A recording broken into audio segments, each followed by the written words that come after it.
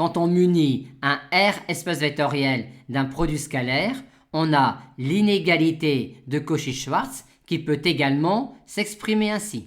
Et dans la démonstration classique de l'inégalité de Cauchy-Schwarz, on considère cette quantité-là que l'on développe ainsi grâce au caractère bilinéaire symétrique du produit scalaire, et on dit ensuite que le signe de cette quantité-là reste positif quel que soit t réel grâce au caractère positif du produit scalaire. On a alors ici, sauf dans le cas pathologique où le produit scalaire xx est nul, un polynôme du second degré à coefficient réel dont le signe reste positif sur R tout entier. Par conséquent, son discriminant est négatif ou nul. Aussi peut-on annoncer l'inégalité de Cauchy-Schwarz dès que l'on a ici une forme bilinéaire symétrique positive. Le caractère défini permet uniquement de valider l'inégalité de Cauchy-Schwarz dans le cas pathologique où cette quantité-là est nulle.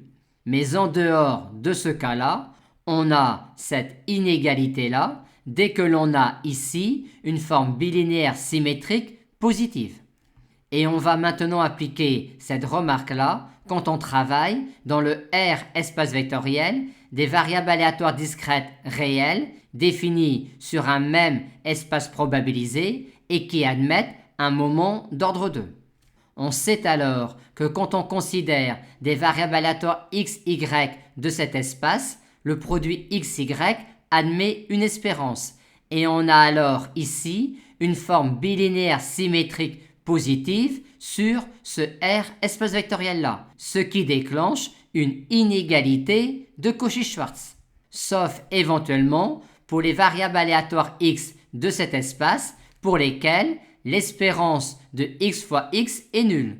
Or, l'espérance de x carré est nulle si et seulement si x est presque sûrement nul. Et quand x est presque sûrement nul, cette inégalité-là est valide car on a 0 ici et 0 là. Aussi, quand x et y admettent des moments d'ordre 2, on pourra écrire sur les espérances cette inégalité-là qui est une inégalité de Cauchy-Schwarz.